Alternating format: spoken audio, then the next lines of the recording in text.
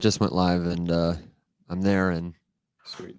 we'll be live here too. Good now, everybody, and welcome to Rise Up After Dark. Evan, Alex, and Will here tonight with Dennis Porter, CEO and co-founder of Satoshi Action Fund. We've got a fun conversation lined up. We don't know where it's going to go. We've done our research. We've done some homework, and Dennis has just walked into the room and agreed to give us some of his time. I have no idea really truly where it could go, but we're going to bring everybody in on TikTok there. I see you, Will, and Alex. When I see you, I'm going to bring you up, and then if you want to see Dennis Porter, the place to see him is going to be over on our YouTube page. That's youtube.com/Faceless Labs or Faceless_Labs. Put him in, or you can find the link at the riseupmorningshow.com. We would love to see you over there. You can see Dennis's beautiful face, his blurry kitchen, and that's where the interview is going to go to live after the show too. So feel free to join us there with your questions, with your comments, your suggestions, your good jokes, your words of wisdom. And that's what I got, man. I'm really excited to get this conversation started. Alex, you wrangled a good conversation for us. Dennis, welcome to the show, man. I'm just curious why my face is not allowed to be seen, why I'm hidden in the dark. This is very in alignment with the way that people try to perceive Bitcoin. You know, it's always in the darkness, always in the shadows. Like, is that the vibe we're going for today? You're not allowed to leave that room until the interview is done. Yes, that's the answer. Like Satoshi, you're just like this mysterious figure out there doing good for Bitcoin and Bitcoiners, you know? I commonly like to be compared to Satoshi, so I appreciate the comparison there. Perfect. Yeah, are you going to rug the world and tell him that you are Satoshi tonight? You were just waiting for the HBO doc and your chance to come on the Rise Up Morning Show after dark.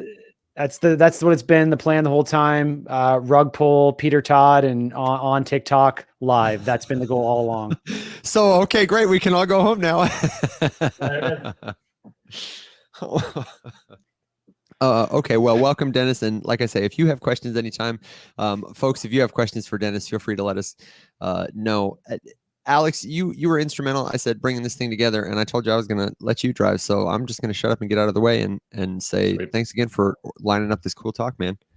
Take us around. Of course, yes. I worked really hard sliding into Dennis's DMs and shooting my shot. I do. The story is great just because, and I've told it before, but not in front of Dennis. I DM'd him just kind of hoping, because I am just a fan, and we'll kind of get into why in just a second here. But you DM me back so fast, just like, yeah, for sure. When? And it was just like, I wasn't ready. I wasn't ready. Hey, you're making me look like you just gave it up so easy over here. Like all these podcasters are going to be hitting me up now. I'm like, oh man, I didn't know it was so easy. So yeah, it's true. I pay a lot of attention to my DMs. I tell people I read all of them and I try to respond to them as quickly as possible. I remember being a Twitter anon one time, a long time ago, starting my podcast, reaching out to folks, trying to get them on my show. So I always appreciate a quick response, and I try to do it as much as I can. No, for sure. And I definitely want to get into your origin story a little bit, because I think it's a really interesting arc that I think a number of people kind of in the space sort of aspire to. I know that I definitely, that sort of trajectory of starting off in content creation and kind of spreading some education, getting good conversations going, breaking out of the echo chamber a little bit, and then ending up where you are now, which is being instrumental in helping helpful and meaningful legislation pass all over the place, and talking to, the actual movers and shakers of crypto policy, which is something I'm extremely excited to get into. But of course, you do a whole lot of other stuff too. Of course, you have the Satoshi Action Fund. You have your content, obviously. I feel like every time you and I speak, you're on a different continent, in a different time zone. You travel around like crazy. I would love to just give you a second to sort of top down for us all of the different things that you're involved in, the things that you're working on that are important to you, and then we'll kind of take it from there. But just kind of let everyone know who you are and what you do. Absolutely. Yeah. So Dennis Porter, CEO and co-founder of Satoshi Action Fund. I started Satoshi Action Fund alongside my two co-founders in June of 2022 because, just like many others in the space, I was very concerned about government overreach. I was concerned about my free access to be able to utilize Bitcoin. And so with that thought in mind, I figured, what am I going to be actually do? What am I actually going to pursue in order to be able to help change the narrative on Bitcoin and start going on offense for Bitcoin to score wins for our side, which is those people that are interested in using Bitcoin and interested in freedom. Ultimately, we landed on the idea to be active at the states. We really want to pursue this idea or this strategy that is very similar to what you see within the cannabis industry. The cannabis industry has gone state by state and has really secured major victories for that industry, despite the fact that cannabis today is a federal crime to possess, distribute, smoke cannabis, which is still insane to me. Someone from Portland, Oregon, I can't believe we're this far along. It's still waiting for the federal changes to take place. But those federal changes are more likely to take place and are in the works today because of that work at the state level, where we've seen many great advocates go out and be able to pass legislation into law to be able to legalize cannabis. It started in Washington and Colorado in 2012, and just over a little over a decade later, over 75% of the country had pro-cannabis legislation on the books. I think we can do that exact same thing with Bitcoin, except we're taking a sort of a lesson out of the history books from the cannabis industry. We're not going to wait till they ban our ability to use Bitcoin and to hold Bitcoin. We're going to start doing it today. So we started in Arkansas and in Montana with passing legislation to protect the right to mine Bitcoin. We've gone on to Louisiana and Oklahoma to pass legislation to protect the right to custody Bitcoin, self-custody Bitcoin. And for those that are like maybe newer to Bitcoin, that basically just means, instead of holding it out of an exchange or letting someone else hold your Bitcoin for you, you can have your own digital wallet where you control your own destiny with Bitcoin. We feel that is one of the most important components of Bitcoin to protect, alongside mining and other components that are important as well. But self-custody really is like you choosing your own future, having control over your own destiny with Bitcoin. So we're proud to have been the first organization in the world to protect these rights. We now call them there's a body of rights, which we call Bitcoin rights, protect the right to self-custody, the right to mine, the right to run a node, the right to peer-to-peer transactions. All of these are things that our legislation protects. We're going to continue pushing that at the state level. But the end goal is not just to win at the state level. We do create these safe haven states for Bitcoin, but the end goal is that we want to put pressure on the federal lawmakers to be able to pass legislation into law that enables users across America, regardless of what state they live in, to be able to have access to Bitcoin now and far into the future. Well, you've been doing a great job of that, because recently we had Pennsylvania's Bitcoin Bill of Rights pass. So congrats on that. Thank Alex, you. I think I just rugged the question, but I was curious just because we're talking about self-custody. For those of you who don't know, Pennsylvania's House, with extreme bipartisan support on both sides of the aisle, passed a very Bitcoin-friendly bill. One of the things is protecting the right for people in Pennsylvania to self-custody Bitcoin. So I'd love to hear how that started, kind of from genesis to closing, because like you said, that is very much so starting to position Pennsylvania as like a Bitcoin-friendly state, a safe haven, if you will. Yeah, absolutely. So in order for us to have success in Pennsylvania, it required us to build up the momentum to be able to go there. So oftentimes people think, oh, let's go to Washington, D.C., or if you're in Europe, let's go to Brussels. That's where the power is at. But working from a top-down perspective is one of the best ways to burn through cash. I often say that if you go to DC is where dreams go to die. I talk to congressional members all the time, and I talk to congressional staffers all the time, and they commonly say, if I can get you to a 6 out of 10, meaning if you're just barely happy with the legislation, I feel like I'm doing my job right. What is that? We're not even achieving the best that America can achieve, because there's so many diverse opinions and views on the way things should be, that we get caught up worrying about, okay, someone's good enough. They're 51% good. All right, let's pull the trigger and let's pass that legislation. That's why so much crap comes out of Washington, D.C. and places like Brussels, because they're not worried about doing what's best. They're worried about doing what is the most politically popular to be able to achieve. And so what we want to do at the state level is be able to pass legislation that proves that it's a great idea to let people self-custody their Bitcoin. It's a great idea to let people mine Bitcoin because it has so much innovation. And once we get enough momentum there, we can take those bills, from small states like Arkansas and Montana to bigger states like Pennsylvania and Florida, which we're also working on this next legislative cycle. And then from there, we can go to places like Washington, D.C. and Brussels, and we can say, look, we truly have been able to show that not only are these things politically popular, but they're actually the right thing to do. And it's what Americans want. And it's also, by the way, really good for the economy and making sure that people have access to a technology that protects their wealth long into the future. Mm-hmm. Yeah, it's one of those things too, just because when you really like take the crypto jargon out of it, take the word Bitcoin out of the whole thing, like essentially what are we fighting for here?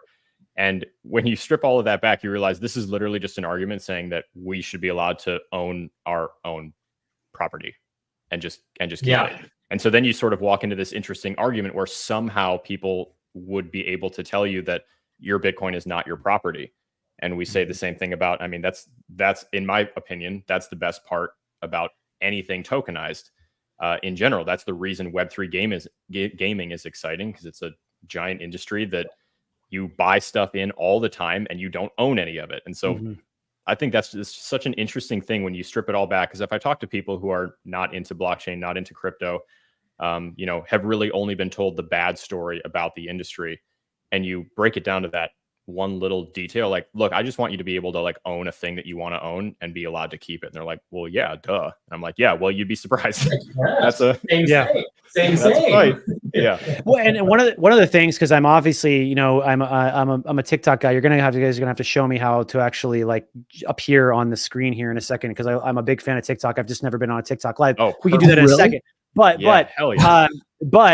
When I'm looking at the comments, and people I've seen, you have some crypto people. I think it's important to realize that the work that we do is not just good for Bitcoin. It's good for all of crypto and digital assets. Like we view it as needing to be very tech neutral, because we don't know where Bitcoin is going to go. Bitcoin could be Bitcoin one day, and it could be Bitcoin 2.0 the next day, and then all of a sudden the legislation doesn't even cover that. Okay, look, I'm getting accepted. Yeah, let me see. Did I get you as a guest? Is this really you? If I'm accepted to the clan. Yeah. Perfect. Oh my God, this is magnificent. People on TikTok are like, who is this disembodied voice? Is this Satoshi? It's how many, if you don't have, how do I'm on, but I don't see. Yeah. Oh, wait. You should be able to. Oh, you should have enough. Yeah, you might have to tap where your face appears. This is so great. I'm so glad. You're walking Congress people how to use Bitcoin, and we're walking you through. Boom. Okay. Wow. So I don't know where to put this thing right now. Oh my! Welcome to our live. This is us. But I can right turn now, like I'm looking at TikTok. Right now, I'm looking at you. I don't want to cover up Mr. Sigma Jaw over here, but on my front screen. But no, check this out. Right there we go. I can always just expand his jaw. Like there we go. Expand the jaw. Thank you. Thank you. I appreciate that. I've always wanted to be fully live. So when you said I was coming on TikTok, I mean, that's part of the reason I responded to your message so quickly, because I was like, oh my God, my dream is coming true. I'm going to be on TikTok live, like finally. So yes, I'm glad to be here finally, where you can see me on TikTok. Makes me feel much better that I'm not just a floating head. I didn't even realize, Dennis. I'm sorry. I would have got you on right at the very start. I didn't realize. That's totally my fault. I'm sitting over here thinking like, oh crap, like I totally forgot. Like Evan and I have wanted to do a show account that people can use that has enough followers where they can actually come on camera, because we never get guests who want to come on the show that have a TikTok with enough followers to do live camera shots. So, I must have just played around with TikTok just enough back in the day when I was trying to be a social media influencer to be qualified to appear on the show. So I'm glad that I put that time in back then. But going back to the point, what does our legislation do? It doesn't just protect Bitcoin; it protects all of digital assets. We really took a tech neutral approach for a couple of different reasons. One of the biggest reasons is because we found that a lot of times when you go out into the political space and you just try to fight for Bitcoin, that you'll end up getting attacked, not just by the anti-Bitcoin people, but you'll end up getting attacked by the crypto people who are like, well, why aren't you including crypto in this? We should shoot this thing down. This is clearly a one-sided argument. Also, the lawmakers sometimes, who we have to convince in a very short period of time to pass this legislation, you don't get a lot of time to win someone over. They'll sniff you out real fast if they decide it's going to be a bad idea. They're looking for any reason. Well, there goes my phone. They're looking for any reason. I'll try to not bang the table as I'm talking. Sorry. I'm getting excited over here. They'll look for any reason to sort of shoot something down. And so if you go in and you say, okay, we're going to pass this legislation for Bitcoin, And then they go, well, what about the other stuff? And you go, well, you have to come into all of a sudden you have this big conversation on like why Bitcoin versus crypto, which is not something that we want to get into. We don't have very long to convince them why the legislation should pass. Getting into some philosophical conversation of Bitcoin versus crypto is just not something that works well for us. So that's a couple of the main reasons why we take the super tech neutral approach, and it really does benefit all of the crypto industry when we pass our legislation into law.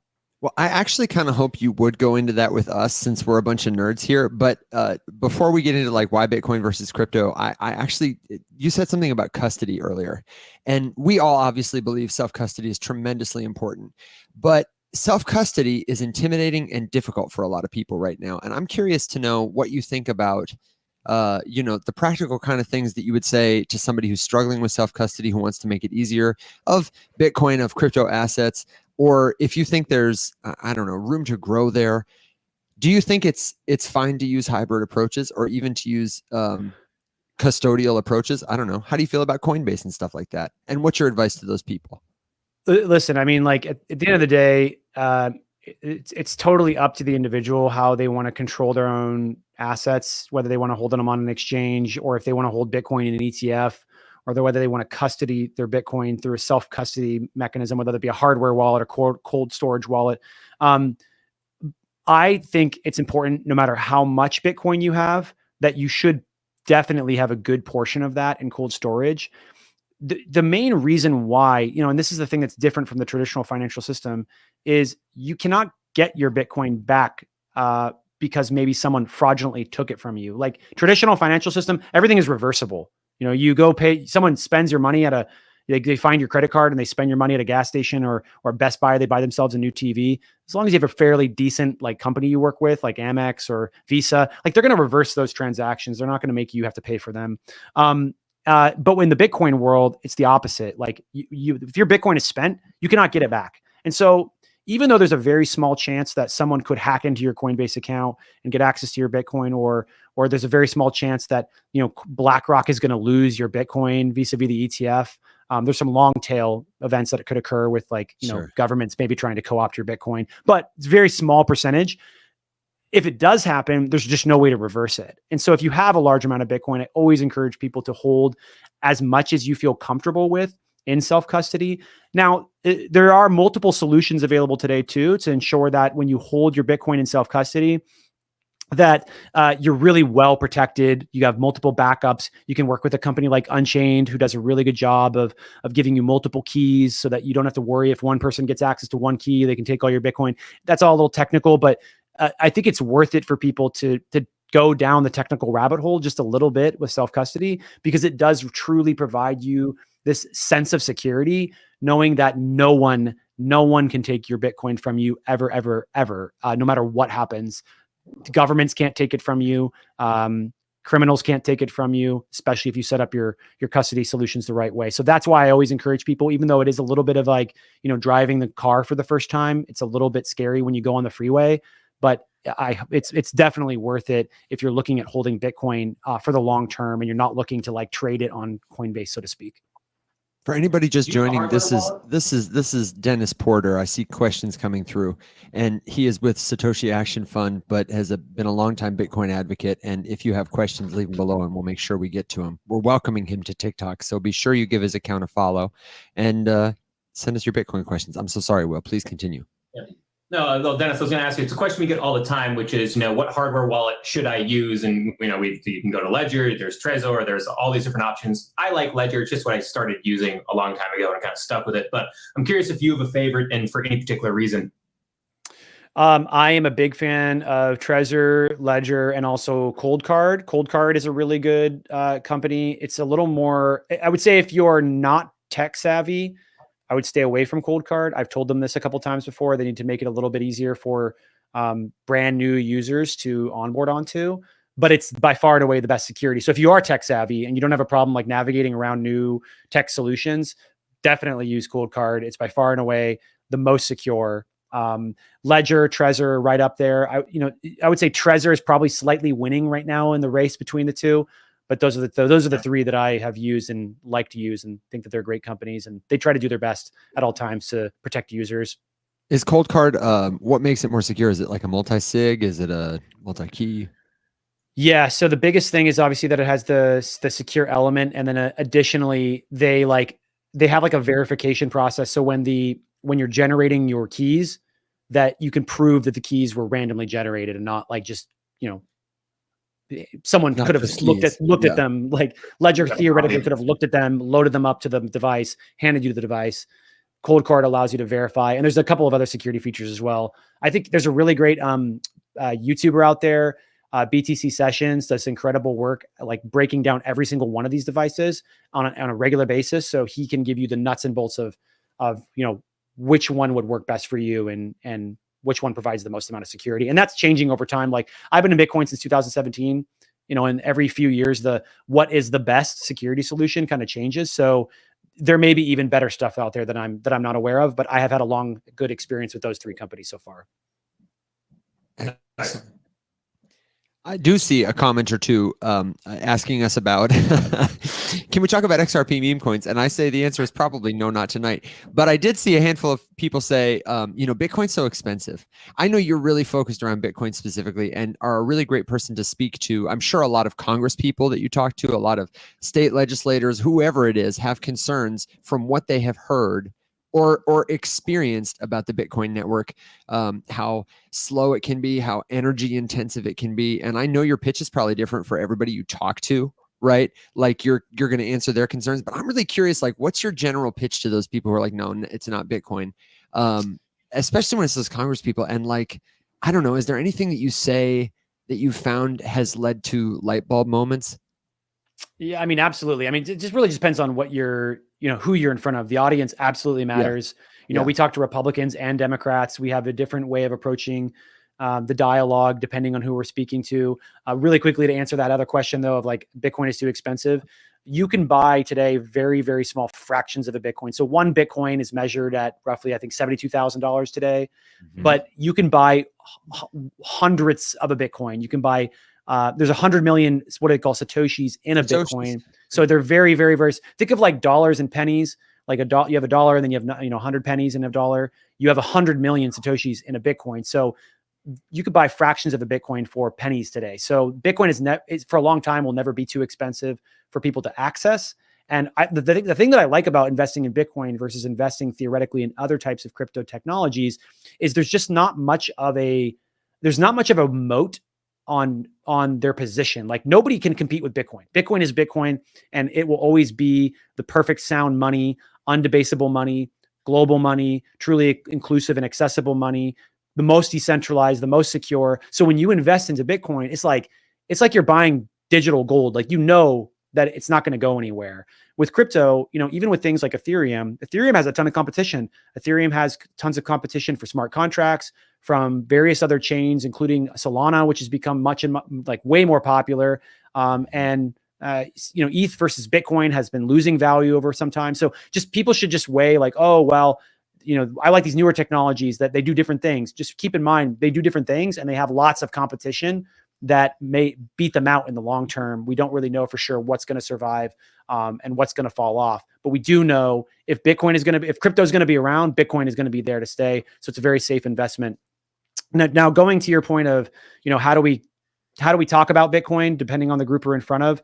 For those on the right, for conservatives, for Republicans, which I was raised Republican, a very, very conservative family, who are still missionaries to this day in El Salvador, they really care about sound money that can't be debased, freedom, like being able to utilize Bitcoin when and where and however they want, being able to reduce the size and the scope of government's control over the monetary system. These are all things that conservatives care a lot about.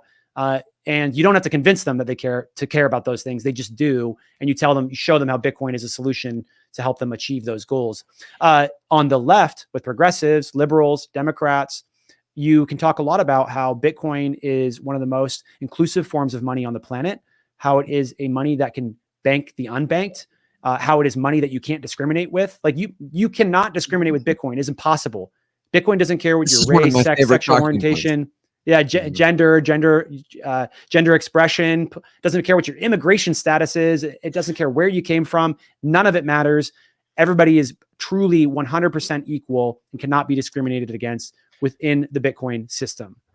I wanted to touch on something there, Dennis, that I think is super topical, especially right now. That of course, we love the bumper sticker, "Hey, blockchain fixes this," as applied to so many different things, but blockchain truly does fix this, and particularly Bitcoin.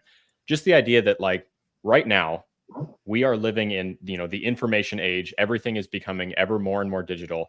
You're getting more and more information from tons of different sources, and knowing who or what to trust is really difficult. And there is just constant conflict between, do you trust this person, you trust that person, whatever.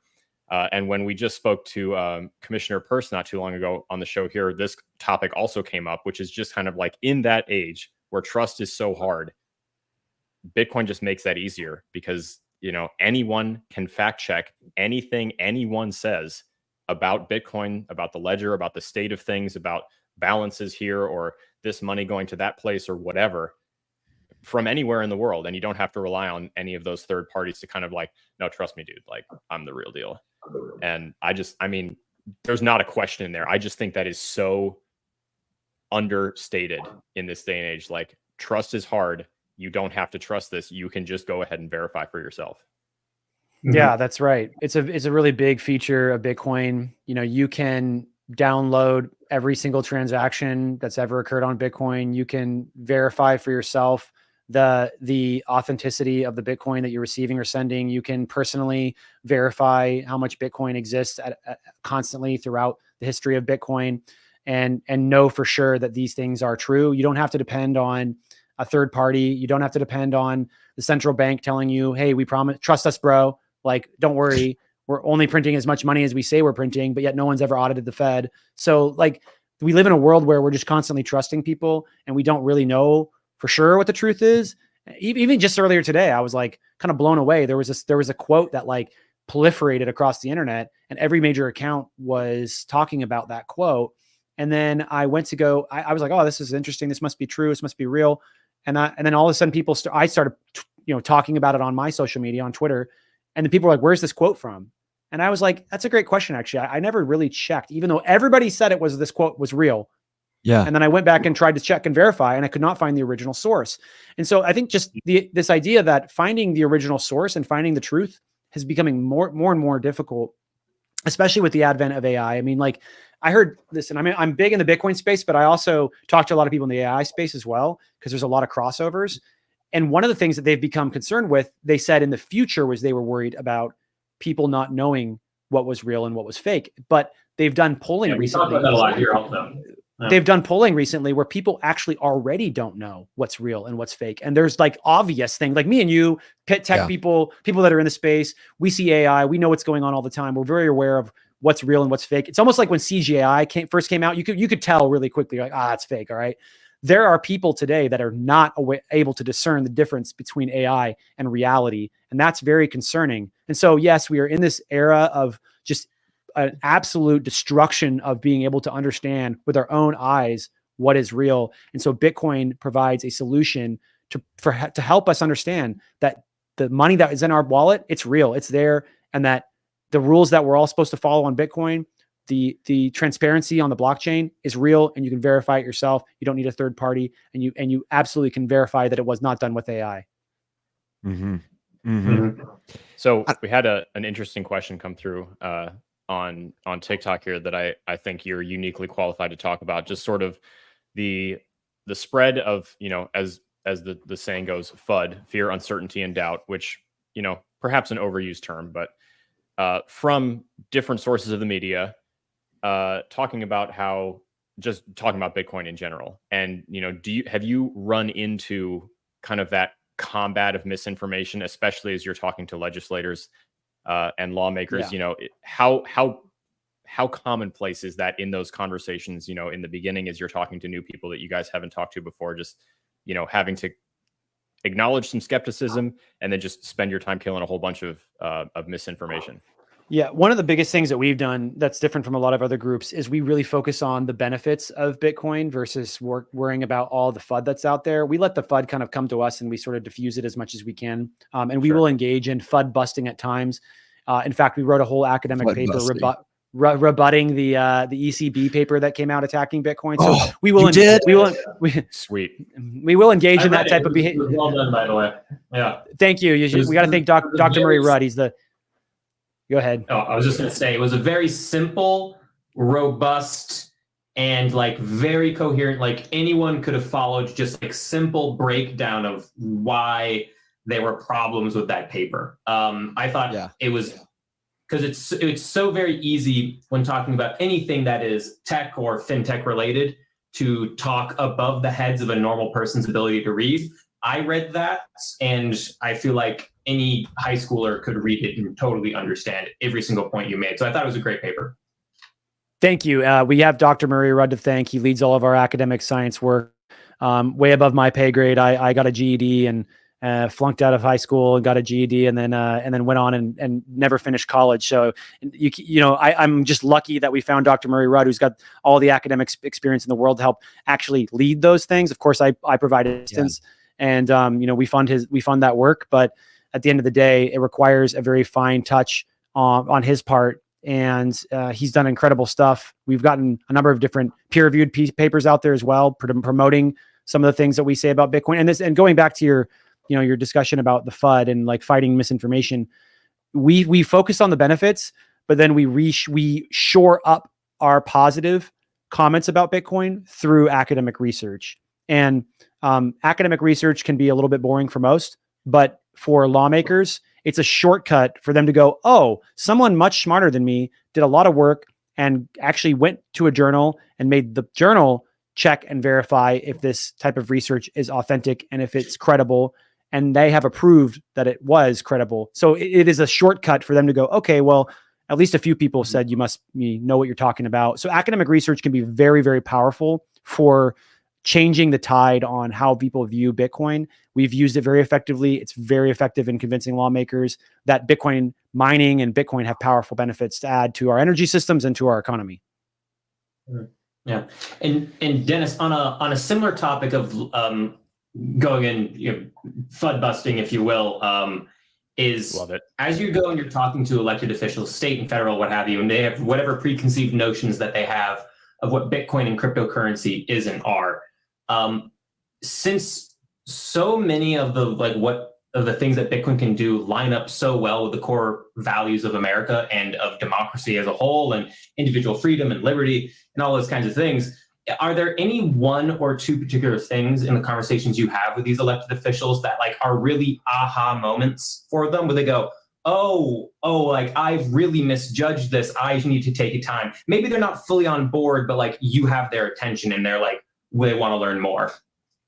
Yeah. I mean, well, so what I usually will do is I enter shotgun mode when I get these meetings. Cause they're like, sometimes you get 60 seconds and sometimes you get 5-10 minutes and you don't really know. The lawmaker will just sort of be like, okay, well, I got to go now. And like, they'll like, you got to be done with the conversation. So I get into what I call shotgun mode and I go into these offices and I know, in the back of my head, every single one of these benefits that Bitcoin and Bitcoin mining can offer. And I sort of just start like moving through them very rapidly. And what'll happen is the lawmakers will go, oh, wait a minute.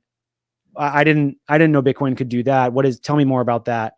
And so that usually ranges on what they hone in on. And that's why I sort of shotgun as many of them out as I can as possible in a short period of time. But it'll be like anything from balancing Bitcoin mining can balance the grid to mitigating methane emissions, to enhancing renewables, to creating rural jobs, to creating a positive economic impact for your community, or Bitcoin can bank the unbanked. It's money that can't be discriminated against. And it's a truly inclusive financial system that can help with remittances and global and international trade. Like eventually someone goes, oh, wait, that's a thing that I care about. Mm-hmm. And then we hone in on that issue. That's kind of the approach that we take. So you don't even spend any time that you already know, like Dennis Porter, Satoshi Action Fund. You don't waste any time on particulars. You're like, thank you for your time. Here's what we came to talk about.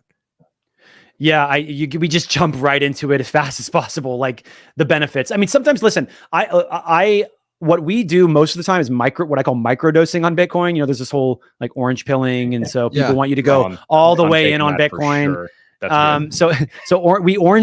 People want me to orange pill lawmakers. Sure. Orange pilling someone, and that's a term in the Bitcoin space for you're fully in on Bitcoin. That requires a lot of time. It can take months, if not years, to get people to that point.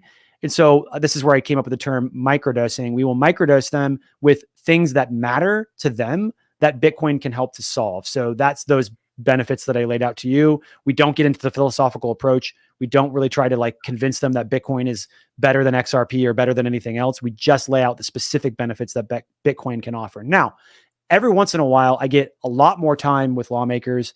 Here in my home state, I've been fortunate to work with a state lawmaker quite a bit. And, the other day he was like, he was really like, oh, wow, these are very complex and interesting benefits. And without me prompting him at all, he was like, I think Bitcoin is actually different from all this other stuff that's out here. And he saw the potential for Bitcoin to be the truly inclusive financial system that we all wish we had. So it's not common that I get to that point with lawmakers. We do try to get them there, but we only usually have so much time, and we just want to help them to see the value of Bitcoin enough to where they'll say, actually, you're right. You should have the right to access Bitcoin. Why would anybody take that away from you? I'll put my name on this bill. I think that's such an underappreciated just tactic, a methodology in general for talking to someone new about something like Bitcoin. Because I run into this all the time. The example I like to use recently is the dog rescue that I volunteer with. We started accepting crypto donations, and I had to talk to the other volunteers about how, if this ever comes up in conversation, here's how we can do this, and here's what you would need to tell people.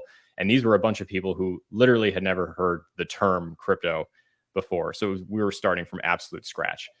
And, one of the things that my dad has just said to me repeatedly since I was itty bitty, and now I say all the time, is that you can't reason someone out of something that they weren't reasoned into.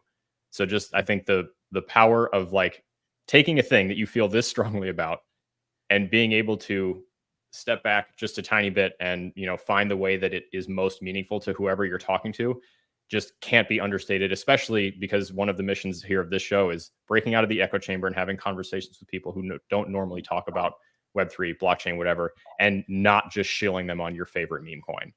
And Yeah.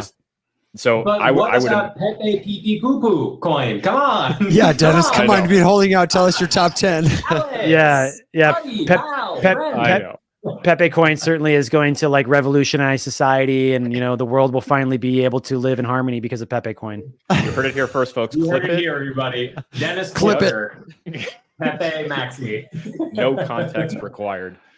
But no, I just think that's so. Have you noticed that the tide has shifted at all on those conversations that you have, as far as like how much skepticism you have to acknowledge, and then kind of like what that initial conversation looks like when you start up with someone new?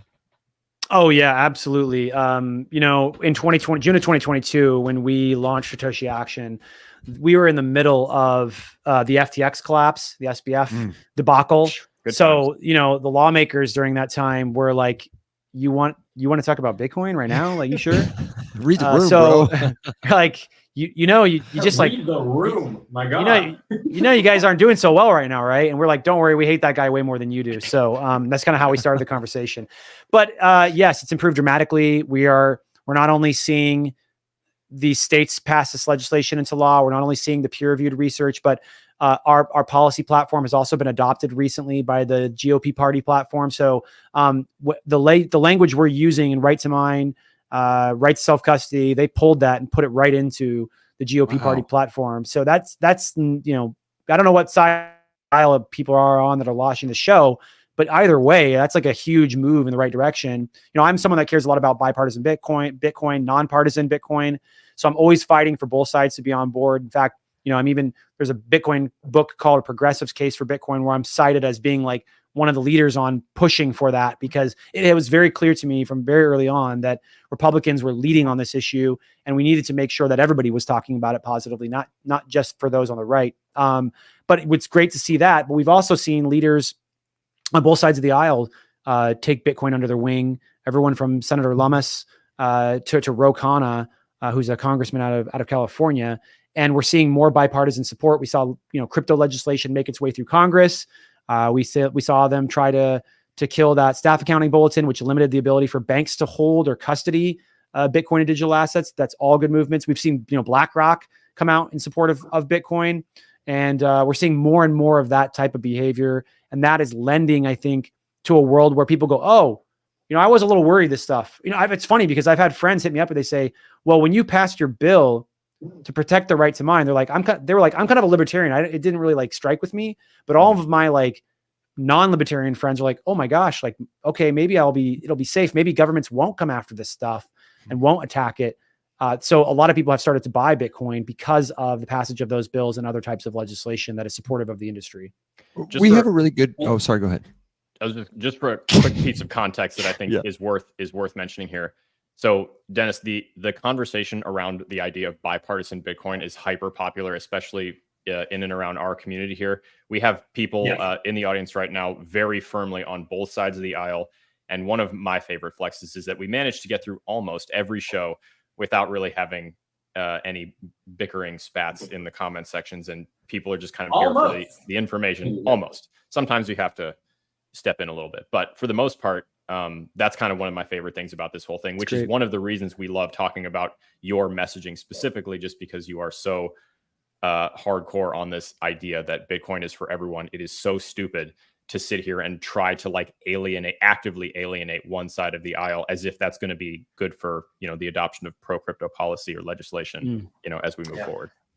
Yeah. I mean, listen, at the end of the day, I grew up very conservative, but I also live in Portland, Oregon. So, I'm clearly able to, exist in both these realms at the same time. I don't know very many people you did make a microdosing reference. So, I get it. All right. Well, it's clear. My political positions are clear now. It's all down the road. It's all from Portland, Oregon. Yeah, that's right. Only someone from Portland, Oregon would think of that one. But it's super important. I think we need the whole country to be pro Bitcoin, not just half the country. Because if half the country is for it, half the country is against it, we will be spending half of our time every time that anti-Bitcoin party gets into office fighting against the future. Instead of fighting against the future half the time, we should be fighting for the future 100% of the time. And we should all be on team Bitcoin.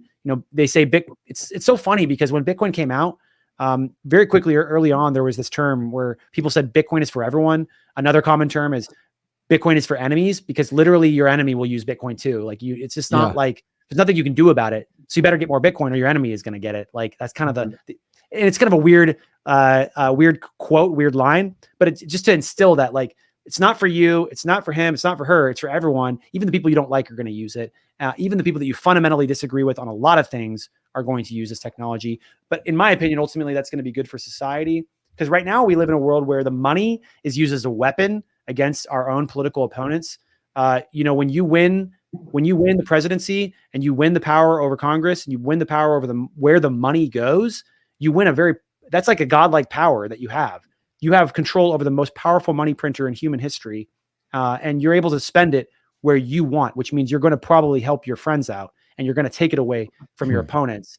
Where Bitcoin eliminates the ability to do that. And I think that creates a more just and fair society and ensures that we don't allow money itself to become a political football. It's not even that your enemy is going to use it. It almost allows you to work with your enemy, to sort of cooperate, even with people whose interests are not necessarily aligned with yours, because it aligns everyone's interest at such a fundamental level.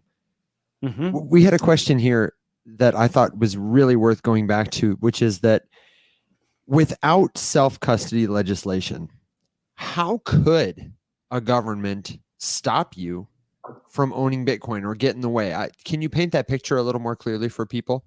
I think some folks think, well, I've got my private key and I know Alex's public key, and what are they going to do? Turn off the internet? Why do we need this legislation? Yeah, I think that the thing is that people need to realize is Bitcoin as a technology, it certainly exists outside of the current legal system, financial system. It's out there on its own. But you as a human being, you do not exist outside of that realm. And so although your keys are safe, off in the corner, at any point, any government, whether it be the United States or some other government, if you live in another part of the world, can threaten you to put you in prison, or threaten you with violence. They can put a gun to your head and say, give up your Bitcoin. And so what we want to do is we want to eliminate a situation where our own government would get into a situation where it would push people out of holding and owning their own Bitcoin. I really sort of came up with the desire, the need to pursue Bitcoin rights when I was sitting in my office, which I'm in right now. I would just moved into this house when in the middle of the shutdowns in 2020. And I quickly sort of became concerned that, along with many others, that governments would oppose Bitcoin, and that one of the very first things that they would do is they'd limit our access to the technology. And so what we're really doing is we're just preempting, getting out in front of any type of effort to discriminate against Bitcoin and discriminate against your ability to hold Bitcoin, because we don't want you to have to go, you know what, man, I really got to get out of America. I got to flee this country because my country has turned so hostile to this technology. I better preemptively move and flee the country, go to El Salvador, go somewhere else. I know some people that might seem ideal, right? Some people are like, wow, going to El Salvador seems great. But for me, it was just not really something a decision that I wanted to be faced with. I didn't want to be faced with fleeing the country or living like below the radar with my Bitcoin. And so that's why we passed things like the right to self-custody, the right to run a node, the right to mine Bitcoin, and the right to peer-to-peer transactions, just to go way above and beyond to make sure that this never even becomes a problem. Yep. And on that also is like, so often in the crypto space, we are looking at Washington and being like, you guys need to accept us because we do all these great things. And we do all these great things, right? And can do for American citizens, for people across the globe, for our government, right? But at the same time, like, this is a very young industry, very wild, wild west. The Sam Bankman-Frieds, the people who ran an exchange up in Canada and faked their deaths, you know, all the scams and rug pulls and social media influencers not saying a certain thing is sponsored and then getting paid to make a video, which is illegal to do, by the way, everybody. Little crime. You know, so like, what are some of the things, Dennis, in your mind that us in the crypto industry can do to and for the crypto industry as a whole to make it the conversation easier with folks in Washington, and to help make that path smoother for positive regulation and better protection of the space? I mean, it's all down to, you know, education and, you know, getting in front of lawmakers and helping them to see that you're, as a constituent, very interested in the technology and that you want to see it be adopted. There's no, you know, there's nothing more powerful than writing a handwritten letter to your lawmaker and letting them know that you support the technology, or even just emailing them. Also, we live in a representative democracy. You know, call your lawmaker's office up and say, hey, you want to meet with them and you want to tell them why you support Bitcoin. You know, we still live in a democracy where you can access your state lawmakers and your federal lawmakers.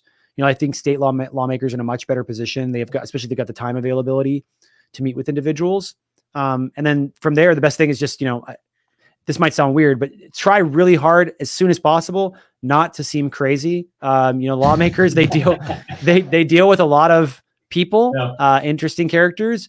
If you can just go in, chill and relaxed, and assume that they're willing to listen and that they might be on your side, that can bode well. I've had multiple lawmakers tell me, they go, you know, I saw this, you wanted to meet about Bitcoin, and I'm so glad that you're not crazy. You know, they said that to my face. So not seeming crazy when you come in the door should be your number one objective. And then from there, you know, sharing education in a way that's holistic as well as you can provide it. And then also, if you feel like you're out of your depth, you get in there and you say, hey, I love Bitcoin, I want you to support it. And they go, well, tell me how Bitcoin works and how do you mine Bitcoin and how does the law work? And It's like, maybe at that point, if that's beyond your scope, like, hand it over to someone like me or my team or another advocacy group where we can fill in the gaps. It's just good enough that you showed up and you vouch support and that you're a voter and they've put a face, you know, they said, okay, I've put a face to the name. And I realize there's people out there that actually do care about this technology.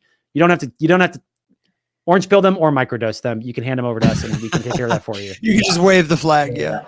I have a question about that because I've had a hard time getting in front of some of I live in Memphis, Tennessee, and one of my representatives who I used to see walk in the park, who I've had conversations with before, is named Steve Cohen, and he's famously against cryptocurrency.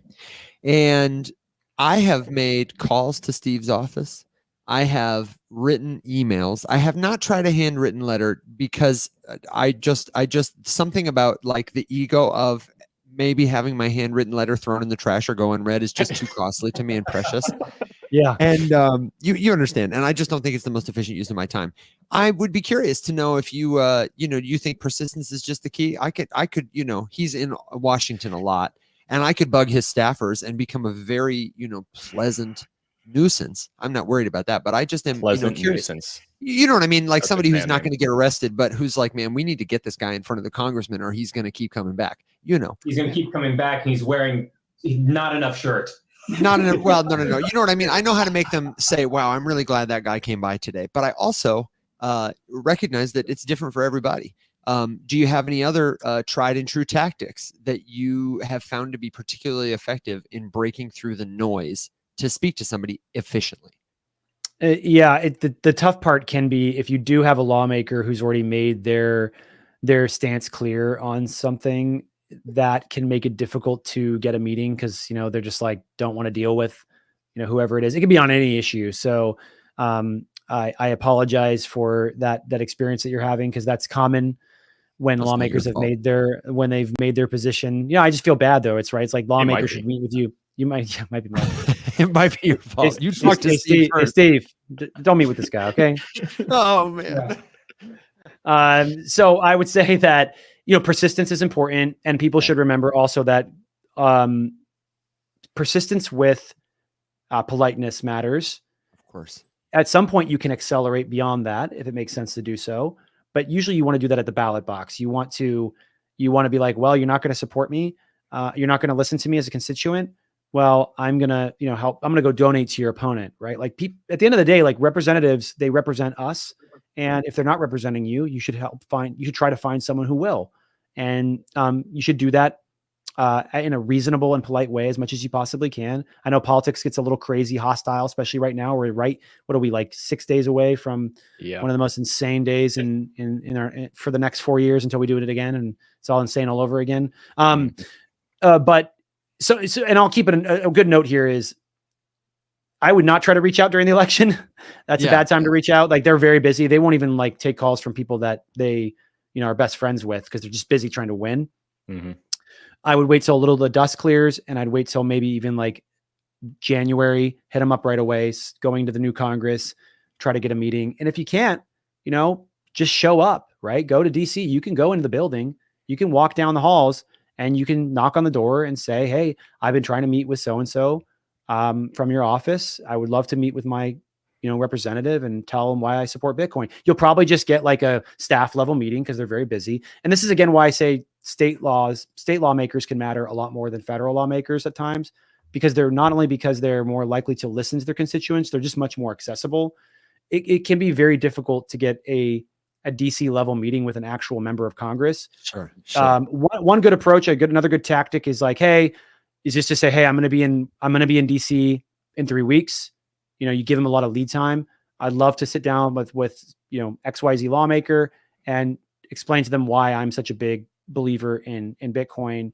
And I'm also going to bring some educational materials with me, just act very polite. If they say, they sometimes will say, okay, yeah, we can book you for this time slot at this time slot. But things can change. So you just always got to be ready. And people just forget, I think, how busy these lawmakers are. So, I mean, I can share more tactics, but I think at the end of the day, it's just about making that outreach. And also, especially if they are a federal lawmaker, being like, hey, I'll be there in 3 weeks or 4 weeks or whenever it is that makes sense for your schedule. But again, try those state lawmakers out on your side and see if it works a little better for you. Well, I appreciate that. It's great advice. Hopefully I'll have a report card for you soon. I just know that, we take having a platform very seriously. And being people who love to have conversations and advocate for the industry, I think everyone in our audience does. But I know Alex has said a number of times how great it would be to be one of those people on the C-SPAN call that gets to sit in front of Congress and like just patiently as God explain to them, like how it works. Like that would be a real honor and a privilege. But we could do it. We can do it right here in the streets too. So that's cool. No, for sure. I think.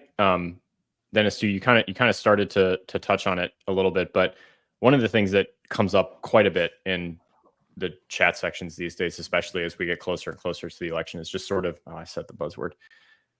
TikTok's about to yell at us for me saying that. Yeah, Dennis, if you talk about the election on TikTok, it's like Beetlejuice. You say it, you don't even have to say it 3 times, and it's there. All of a sudden, there's what gonna be happens? There's gonna be a little footnote at the bottom. It pops up a little flag that more. says, learn more. They're trying to combat misinformation. They're ahead of it though. You just say election, and they're like, Yeah, very preemptive of them. Yeah. But on that note, one of the things that gets bandied about, unfortunately, a lot, and more so these days, is just sort of like misplaced fear, about this, that, or the other thing. And I know that you talk about this quite a bit. And I've seen a ton of your posts about it and stuff, but just, can you talk a little bit about the idea that, it may seem a little bit, I don't know what the right word I want here is. It might seem, not into, it'll come to me. The point I'm trying to make is, Let's make up a word, man. I was genuinely trying to make up a new word right here.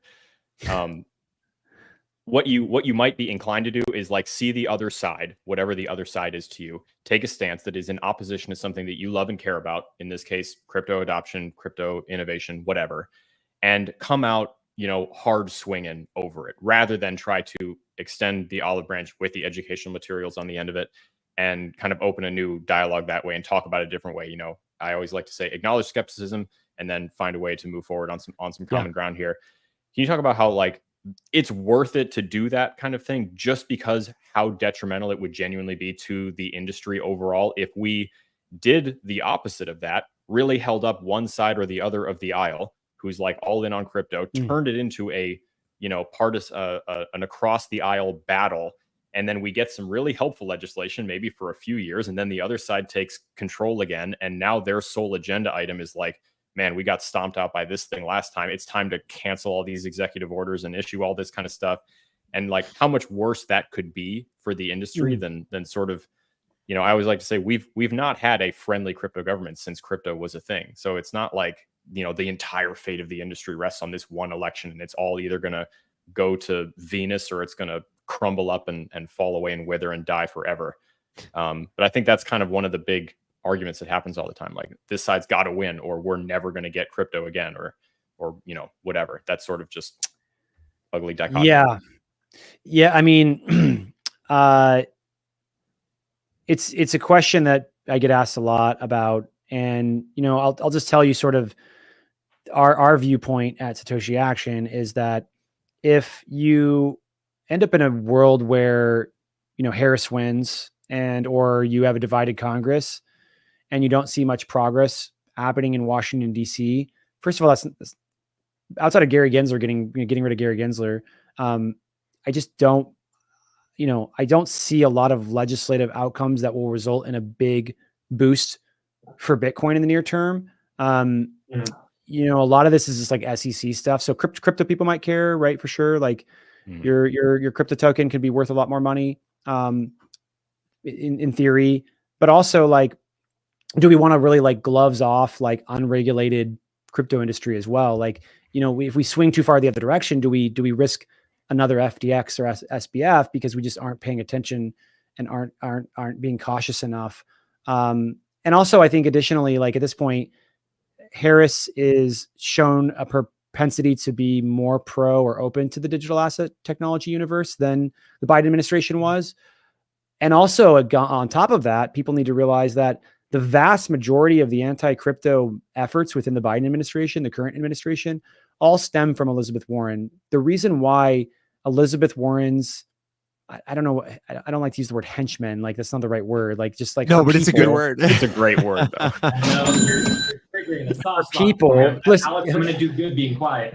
I'm from Portland, Oregon, so a lot of people love Elizabeth Warren. So I try not to bash on her. Like she's for the people around me, she's done a lot of good things that they like. And so I'm not trying to say she's just very bad on this issue. Okay. So she's really bad on this issue. And when she cut a deal with Biden during the 2020 election, which a lot of people may not know this, it's a well-known secret within Washington, D.C. that with Gary, right? For her to step aside, Biden agreed to allow a lot of her team to take over various parts of the financial and regulatory space. And when they did, they brought with them this very anti-crypto sentiment. So like when people talk about the Biden administration being anti-crypto, it's really not Biden himself or Biden's team as much as it is Elizabeth Warren's team that is perpetuated across the space and has been able to influence in a very negative way regulations and pushbacks on crypto vis-a-vis her position. She's actually one of the least effective senators in Congress right now. She never passes any legislation, but she's also simultaneously one of the most powerful senators in Washington, D.C. because she has a very deep reach across the entire federal system. So I think regardless of whether or not Harris or Trump win, that you're going to see a degradation in that level of power, because Harris isn't cutting a deal with Elizabeth Warren and co. And so she's not going to have to keep those positions and those people in those positions of power. So no matter what, I think we go into a much better world for Bitcoin, regardless of who wins. I think you'll see a much more forceful upward probably momentum in Bitcoin if Trump wins. You'll see a much more, I think, slow but continuous upward pathway if Harris wins. But at the same time, I think there's also a little bit more of that like thoughtful regulation, which, people say regulation is bad. They don't like regulations. I sort of sit in the middle on that. I think regulations are a tool. They can be for good. They can be for bad. We see a lot of bad regulation. The regulations that are not bad, you don't complain about them. There's lots of great regulations, like regulations that keep your drinking water clean and your streets clean, hopefully in most cities, not all. And also like lead out of your paint. There's also tons of regulations in Bitcoin itself. Bitcoin, in my opinion, Bitcoin is one of the most highly regulated one of the most highly regulated monetary units in the entire world. We regulate the crap out of the block size. We regulate the crap out of the total supply. I mean, there's a ton of regulations in Bitcoin, which people love. They go, oh, I love regulation in Bitcoin. And they say they hate regulation. It's like, okay, well, you just don't like bad regulation, which nobody likes bad regulation. So, but I think we get smarter regulation with Harris. We get more open, less regulation with Trump. Depending on where you sit on the political spectrum, you're going to have a differing opinion of how they'll impact the markets. But either way, I think Bitcoin and crypto are going to go forwards on a better path, regardless of who wins the 2024 election. And we're definitely going to get a note at the bottom of this video now about how we talked about elections now. So. I can't believe it's not there yet, to be honest. I mean, I said Trump, Harris, election, 2024. I mean, it's come on. At this point, it's neglect on the part of TikTok to not put a note on this. Real quick, let me ask you a personal question for someone in our audience who's got to go. Travis, who's a miner, he's a Bitcoiner. He's been saying a couple of times. He says, "You got to ask Dennis if he remembers me. Ask him if he remembers me." And I swear to you, I'm not reading you the plot of an English heist film when I say, "Do you remember Travis from the White Rose or Roadside Attraction? He's friends with English Frank, the antique guy who buys everything for Minions." Does that ring a bell at all? I have no idea what the first part sounded like somewhat familiar, but then the second part made me go Frank. I mean, the second part I was like, I think this. Oh my god! The second part made me think it's a troll. Yeah, I was like, the second part is a troll. No, he's so earnest. He's so earnest. But you're gonna notice your follower account down by one. Just go down. Yeah, by it's gone. So sorry, Travis. The first part I was like, yeah, that sounds familiar. Second part I don't. Something about traveling. Travis from White Rose or Roadside Attraction. That was the first part. But English Frank was what I was hoping you'd tell me. Does that ring? That sounds familiar. The first part, not the second part. I don't know what is the second part again? White Rose or the second part. Roadside Attraction. Something about antique. Yeah. The second part was English Frank. The antiques guy. Frank. It sounds like you talk like this. Hey, I'm English Frank, the antiques guy. Yeah. Incredible. Well, shucks. Anyway, Dennis, like I said earlier before we started, we can go in different topics away from crypto every now and again. Yeah, Dennis needs to fake an incoming very important phone call. He said Carlos is my business partner. Travis stayed on the call so he could try. He really wants you to know, man. Carlos is my business partner. McMinimans. English Frank buys stuff for McMinimans. I might have said it wrong. McMinimans. Dennis has run away from TikTok to go look something. He's out of here. I don't know. I can't see the photo very well, so that's okay. Don't fret about it. We're just trying to hook you up with maybe a long lost friend or something like that. We're zero. I mean, McMinimans is we have a lot of those here locally in our area. There are a bunch of bars and restaurants. So well, English Frank buys everything for him. Yeah, and now we know. One day, maybe those dots will get connected. Okay, before we take it back to totally serious stuff, Travis, hit me up. I'll try. Well, I'm sure I will remember. This is one of the greatest. This is why I can never be a politician. I have such a horrible time remembering people and names. Like I would have to fake it so much, like all the time. Like it would be like practically a crime. How often I'd have to fake it. So. My Dunbar number, the Dunbar number? Have you ever heard of that? It's like, the number of relationships you can maintain. Yeah. It's like 150 for most people. I think mine's like 10, maybe. Like, I don't know. It's really low. bearish. I- Sorry, man. I do think in an effort to pull us back on track a little bit, that line is super important. Just, to bring us back to what we were talking about, it's not this massively widespread like pandemic of anti-crypto hatred that is just like sort of all over the place. There are like some really key players that are just opposed. And we talk about Elizabeth Warren a lot because, I've written and filmed and recorded, an open letter to her more than once now, just kind of about like, I voted for you once upon a time in a primary. Here's how I have evolved as a voter since then, and blah blah blah blah blah, all this kind of stuff. And that one's always just like really baffled me.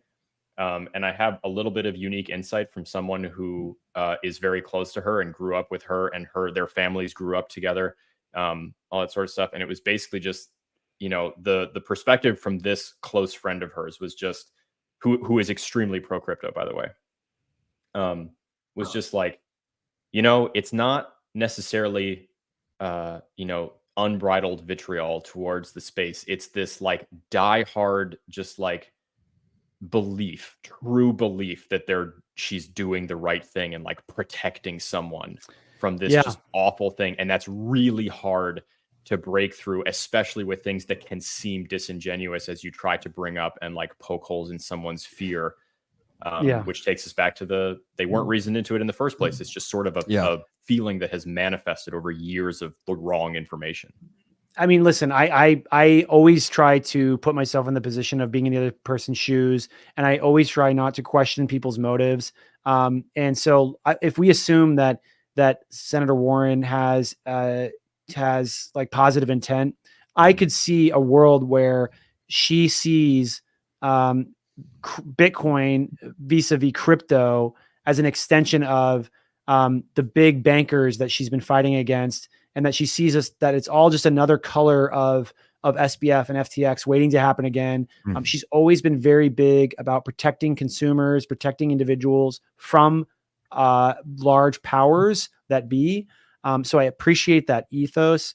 And that's why it's so disappointing that she doesn't see that Bitcoin is in fact in perfect alignment with that ethos. Senator Warren should be the biggest fan of Bitcoin. She should be the poster child, like Bitcoin maximalist. In fact, she should be like Bitcoin all the way, crush all the crypto. We don't need it. It's a scam. I'm not saying that I believe that, but that's like the take that she should have if she's trying to be like really out there fighting for people, because Bitcoin is the safe haven for people in the space. And as I mentioned earlier, it is one of the most highly regulated monetary units in the entire world. And so that smart regulation that's in Bitcoin is what really protects users within the system of Bitcoin. And that's something that it does align perfectly with Senator Warren's belief of the world and her ethos and why she does what she does on a daily basis. So I can appreciate that she has that as her sort of North Star. And it's unfortunate that she feels like Bitcoin is the opposite direction of where her North Star points. I love the empathy you bring to that and your ability to consider, and from a place of assuming other people's good intentions. I think that's super smart because it helps you get inside somebody else's head. But I've got to ask you, based on what you said, Dennis, does it worry you at all? One of our audience members asked that big finance, you mentioned earlier about like not needing to buy a Bitcoin, but we know there's a market difference between like in a world where Bitcoin, reaches velocity at scale, there's going to be a big difference between the Michael Saylors of the world and maybe not you, but, my grandma, increasingly so over time. And as time goes on, those disparities will be, possibly very severe. Does it worry you at all that so many people with so much power, institutions, hedge funds, Wall Street, et cetera, are in right now before even, our whole country is really like on board with this thing? It's a great question. And I have a pretty simple answer. Bitcoin has been freely available for 15 years, and BlackRock just got in like last year. So and then really went live this year. So it's like, everyone has had, it's been the fairest launch in human history. Like anyone has had the ability to access it for the last 15 years. And that means that a lot of the supply was actually, we were able to decentralize it, right? Like a ton of supply sits in the hands of individual holders. instead of in the hands of BlackRock or guys like Michael Saylor, who are just continuing to buy up the available supply that sits out in the marketplace. And then also if you compare, I think that's a good answer, but also if you compare Bitcoin to the traditional financial system, like we live in the most like extreme wealth inequality era in human history.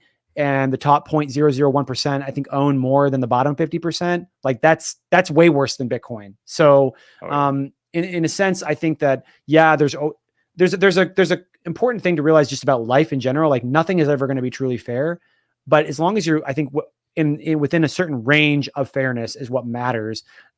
If I remember, this is something I used to talk about back in the day. There's something called like the Pareto principle, or it's like a power law. Like as long as you're in like an 80-20, like that's a fair distribution. But when you start getting to these like 0.0001% owns half the world, like that's a very unfair distribution. And so I think Bitcoin gives us an opportunity for a more fair distribution. I don't think you'll ever have a truly 100% equal fair distribution of monetary units across the whole world. That's never going to happen.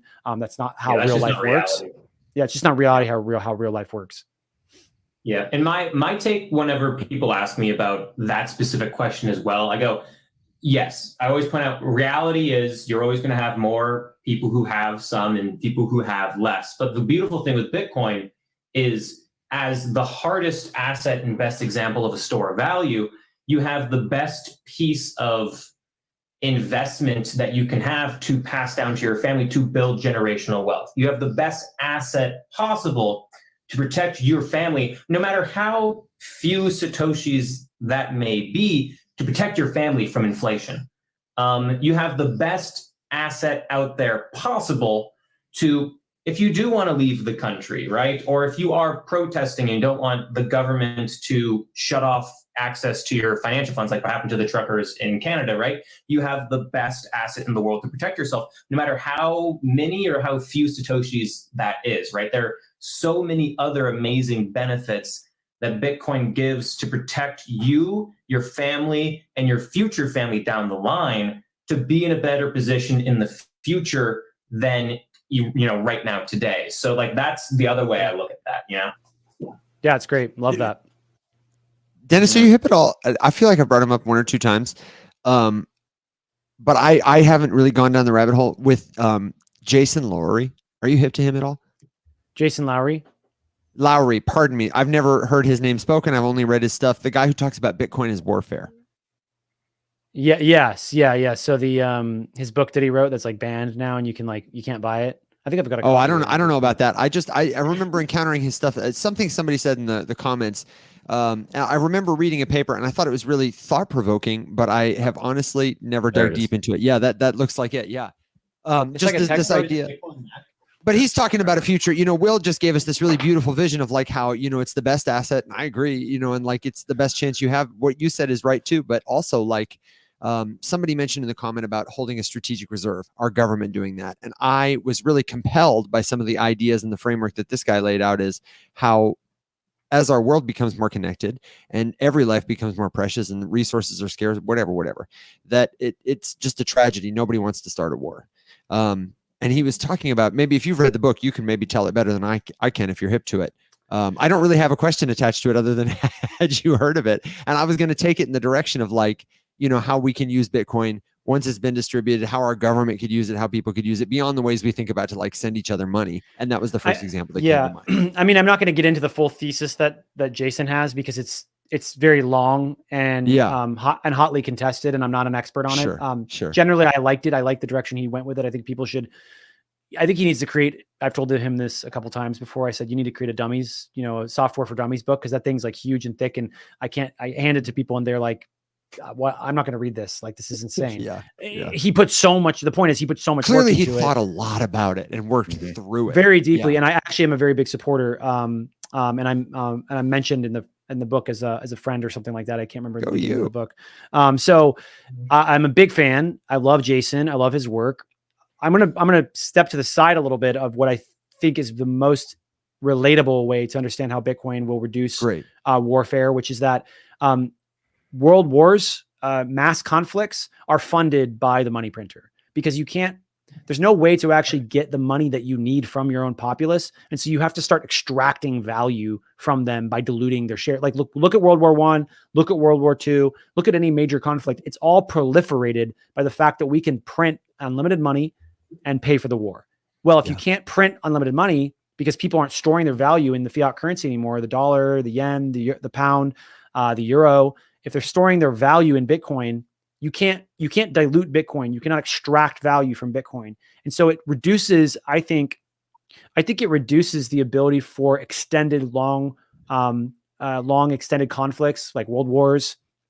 And I think it also makes us more responsible. I've told people that Bitcoin acts like a check and balance against monetary abuse. So I think that in the long term, yes, we see less war because of Bitcoin. I don't think you eliminate war, but you see less war because of a Bitcoin world where they can't just extract money out. Now, there's some other interesting tangents that people go on with the reduction of war because of Bitcoin. One of them is kind of like, what's the purpose of war? Well, one purpose is to go take what other people have. Well, you can't take other people's Bitcoin without their permission. So, by going to war with someone, what are you hoping to achieve? Obviously, land is still very important. We see that in what's going on in Ukraine and in Gaza. But at the end of the day, like you can't take someone's like gold that they have stored in, I should say, you can take someone's gold, but you can't take someone's Bitcoin if that's where they're storing their value. So again, that kind of reduces, I think, the incentive to want to go to war, because there's just nothing. What are you going to take? I mean, I know land is important, but you can't take their value if they're storing it in Bitcoin. Yeah, although with that future scenario, that means that like Bitcoin has become like the predominant currency or store of value for like most people, and I don't for like most countries, and I don't. Maybe long term we do get there. It'd be great. Oh, I think we're going there. I don't know, because the thing is like fiat's. I don't think fiat's ever going away. I don't think it's ever going away. How do you think it can stay competitive though? Because it's the only way that you can fund endless wars.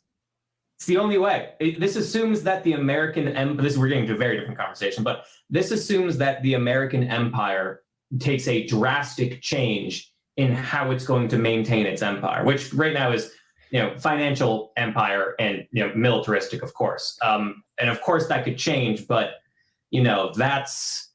that's a very large influential force in the world that over time sure could change. But like, I think that's very, very long term. But I think, Will, one of the ways that you might be looking at that, as Evan would say, if you alter instead the incentive structure, which is something that we're starting to see now with the proliferation of US dollar-backed stablecoins in countries all around the world and access to money that way, which is exactly in line with the financial and economic interests of the United States as a global superpower.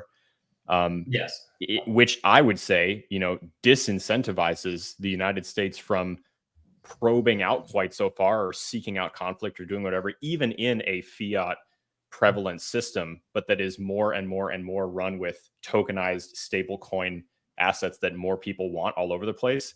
You change the incentive structure, all of a sudden the United States isn't quite so pressed to get in everybody's business all the time because the dollar economy is thriving and killing it, and just spreading even farther. I still think it goes against my thoughts around human nature, which is there's inherently going to be struggle and battle for the hegemonic power of the world. I mean, there's always a battle for resources. Here, so we're getting very off topic. It's an interesting. I don't think it's off topic at all. This is what I came for, man.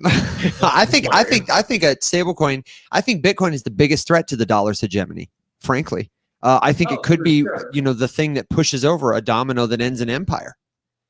I totally agree, but at the same time, go ahead, Dennis. You're our guest. So I think there's, in my opinion, I think you're going to have a Bitcoin dollar future for some time. As I travel the world to talk about Bitcoin, one of the things I quickly realized is just how powerful the dollar is, and how many people use it on a daily basis. Like, I was in the Republic of Georgia and I was talking to central bankers there, and they said, we can't even get people to use our local currency. All the loans, everything is done in dollars. And I started to research and look it up. It's like 90% of the world's economy is based on the dollar. Like, when I go to other parts of the world, I'm like, what's the cost of energy here? It's priced in dollars. Like, it's a crazy level of like depth that the dollar like matters to the economy and to the world writ large. And as time goes on, because Bitcoin, I don't think is going to be stable anytime in the near term. I think it's going to continue to go up and down pretty dramatically for the next 5 to 10 years at least. But let's say even as Bitcoin enters an era where it becomes more like gold's level of stability, it's still not, I think, as stable as we'd want it to be able to act as a daily currency. People like that predictability from over the short term. They're willing to sacrifice that to hold dollars, to know that over the short term, they're going to have the same buying power. But then we buy assets like Bitcoin, real estate, stocks to save for the future and grow our wealth in the future. But that there's always going to be, I think, that daily currency. And I think the dollar is going to fill that role. I don't think the euro is going to take over. I don't think China is going to take over with that role, especially as you see the proliferation of stable coins like Tether and USDC. I mean, Tether is like the 20th largest holder of US treasuries in the world right now, because they hold all these dollars. Yeah. They give you, it's probably bigger now. They hold all the dollars, they give people the stable coins, and then they buy US treasuries with the dollar. So I think it's clear there's a massive demand for dollars, and that's going to continue to grow. But I think Bitcoin is going to grow and maintain itself alongside that and act again as that check and balance against runaway monetary debasement by the dollar. So I see a world where they call it a barbell theory, where everything else in the middle is going to get like stripped out, and it's just going to be dollars and Bitcoins on the sides. Yeah, I can see it too. That's the future I kind of see. And maybe much further down the line, it is just Bitcoin, but I just see, like you said, like fiat being used for daily transactions, Bitcoin being the store of value and safe haven asset for people. But real quick, one thing that I think was important that Evan, is that right? Yeah, that's right. Yeah. You remembered. He remembered me, Travis. I was like, thank God. Is important that you said it is in competition, but it's also competition drives good results for consumers. So it's not going to like compete the dollar out of existence. It's going to like make the dollar like more competitive and actually have to like compete against Bitcoin, so to speak. So you are both right. Like Evan is right. Like Bitcoin is, when you say it's a threat, I think it's a okay way to frame it. I think it's a threat in the sense that it's a competitor, and they've never had a competitor before. Yeah. And now they'll have to actually like respond to that competition. I don't think it'll threaten them out of existence. It'll just threaten them into being like, oh wow, we can't just like debase the dollar like whenever we want at will. I do think it's worth just keeping in mind that the two can coexist very peacefully. And I think we see that constantly. I'm glad that you bring up Georgia as an example. We were just covering on the show last week or the week before about that small, I guess you would call it a micro study, more anecdotal piece of evidence come out of Nigeria, just kind of like a survey of, I forget how many people, 50 or something people, and just kind of about how many instances they find themselves using US dollar-backed stablecoins, and how amazing it is to be able to get that censored access to the US dollar in a way that they've never been able to access before, and then use it just between themselves, the tokenized version, which of course makes me think of the conversation we had with William Quigley, just about that whole idea. We've had digital money for decades upon decades, but tokenized money is something completely different. And that's that velocity that you just can't get with anything else. Yeah. Well, I know you were walking somewhere. More. Yeah. So how do I want to ask this? Totally related to what we're talking about here, not a change in name, not a change in topic at all. But Dennis, I know you're big on also educating people about CBDCs and those dangers. So talking, stablecoins, fiat, all that kind of stuff. And one of the things that we talk about here on the show as well is how, yes, we don't have a CBDC in the United States, but we do have USDC stablecoin. They work well, very closely with the government and a lot of things. Tether, government bonds. So the U.S. still has influence on that. So I'd love to get your opinion, and more nuanced opinion, on the differences between the dangers of a CBDC in the States and like a USDC type stablecoin, or just like any dollar-backed stablecoin. Because we kind of view it and have discussed it on the show as like a stablecoin being kind of like a CBDC light. And I'm curious if you think we're wrong and off on thinking that. And I'd like to get your insight. Yeah, that's a great question. I hear it a lot. I think you could say that it's CBDC light. I have a hard time comparing stable coins to CBDCs, because CBDCs are government controlled money, that allow them to peer into every single transaction that you've ever participated in. Now, because of the third party doctrine, it's not like they can't just go look at this stuff anyways and be able to see what's going on behind the scenes. But one of the things I really worry about with CBDCs is more so the control. So, I've said before that we see money becoming increasingly a tool for attacking our opponents in the political system. And it's not hard to envision a world where a very powerful figure gets into office and has control over a CBDC and uses it to block people from donating to their political party of choice or their candidate of choice. They use it to shut down people's accounts because they have wrong think, so to speak, right? Like, I just think that is a power too great. We already have so much power in the federal government. Like, we don't need to give them more power over our daily lives. And I think that a CBDC would be the most extreme increase in government power that we've seen in a long time, because of that ability to just shut people down and shut people off that they don't agree with.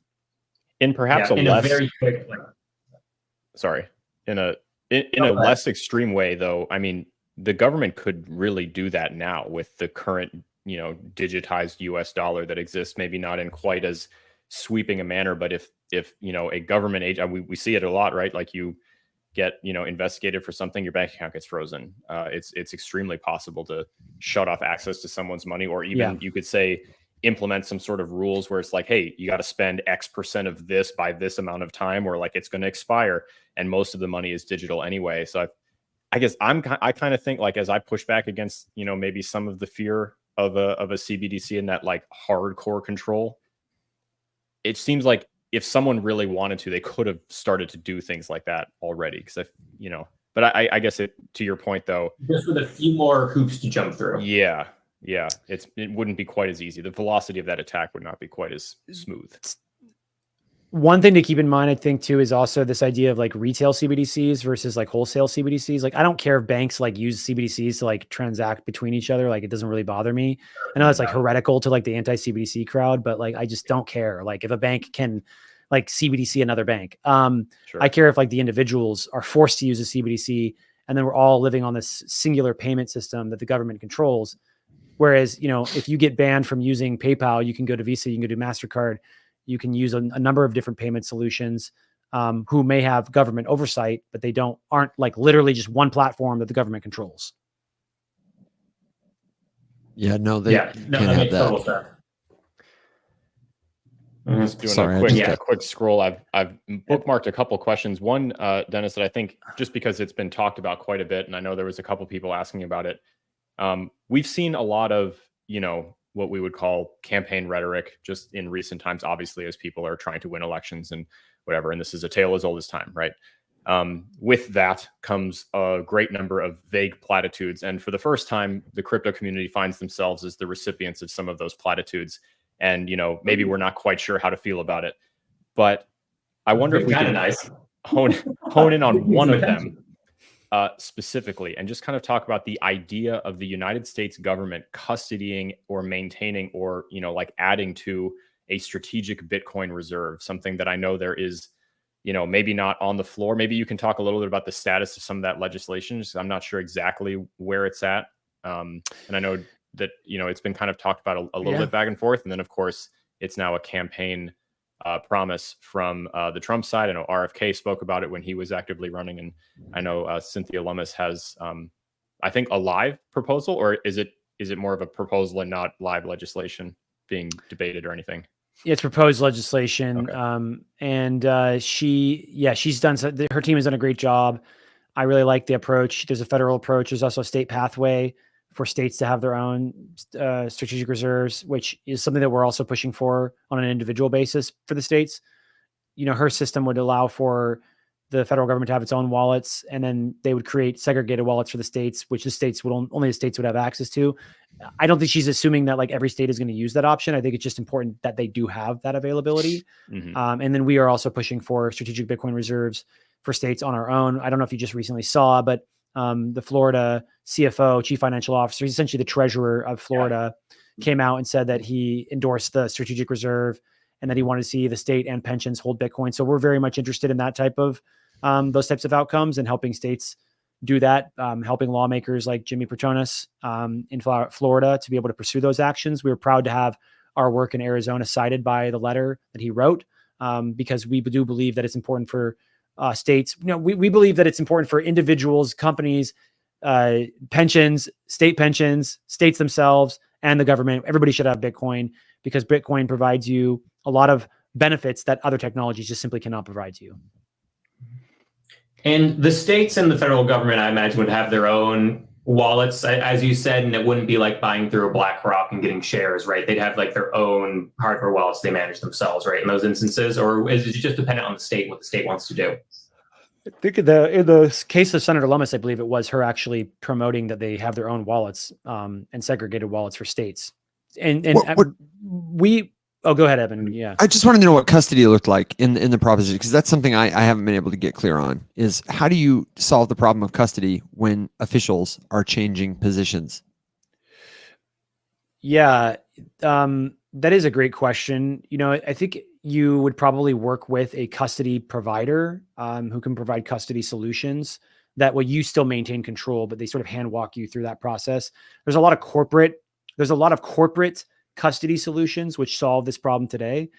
I'm sure there would be, in fact, I was talking to one of them in Lugano just recently, Lugano, Switzerland, and they had mentioned that they're adjusting their product, which is currently used for corporates, to be available and made use by governments themselves. And they wanted to create the playbook for that. So it's not something that I personally have used. So I don't know what that product looks like, but I've looked into these types of products, essentially multi-sig, and you can trade out the different keys and based on who's there and burn the key and then get to the new person, right? So to speak. Create a new one, I would think of it a lot like like the nuclear codes, right? You like turn the two keys at the same time type of thing, right? Like, that's kind of the way that we would release the U.S. strategic Bitcoin reserve. Hopefully we would never release it at all. We just hold it forever.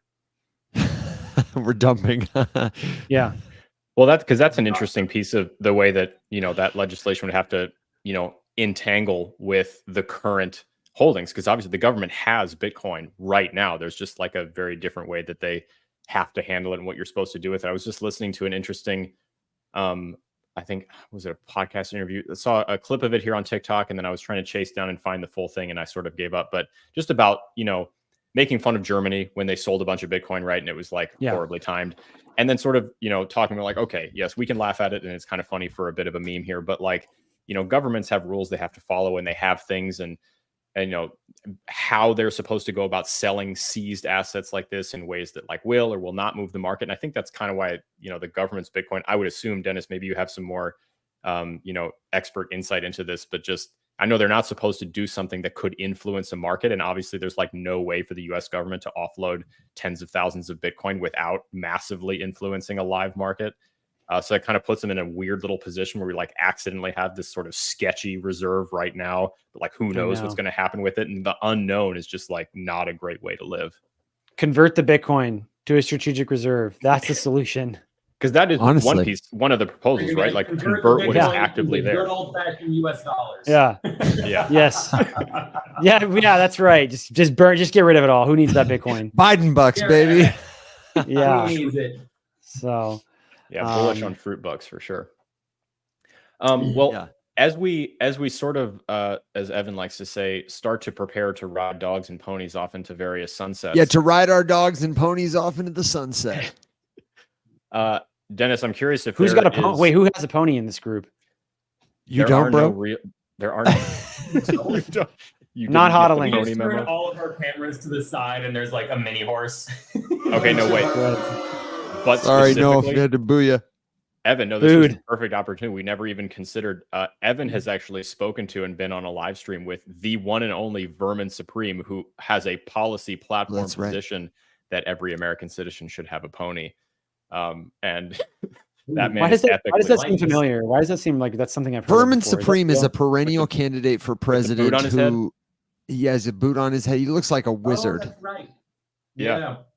And he on TikTok. Like a lot. And you can talk to him. I mean, he was on a TikTok live one night, and he was kind of like you, like he was new in town. And I like to welcome people who are new in town, especially if they're, Vermin Supreme.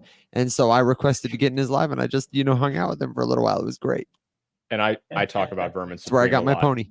because he's funny. And Evan just texted me. He's like, dude, get on TikTok right now. You'll never guess who I'm live with. It was just Evan and Vermin. Weird, man.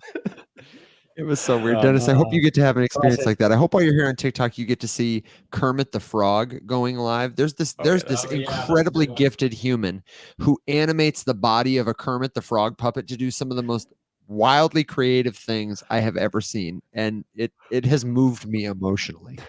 Yeah, I think it's called Kermit Crash Out. Crash Out. I'm not ready. I think is the TikTok thing. You're not ready. That's a lot. That's a TikTok. I think I'm gonna stay on Twitter. But no, you were taking us somewhere though, Alex. I just got off. I was trying really hard to do something there. But no, Dennis, I'm just curious if I know you're involved in tons of different things all over the place. Is there anything that you would like to talk about a little bit or share just with the TikTok audience here that we maybe didn't walk through today as we've been talking here?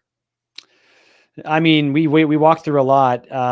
We sure did. It's going down memory lane. I think just going back to some of the more important things here is just like if you are interested in seeing your country, your jurisdiction adopt the technology, you don't want to live in a world where you're having to fear for your own ability to access Bitcoin, then you should definitely talk to your lawmaker.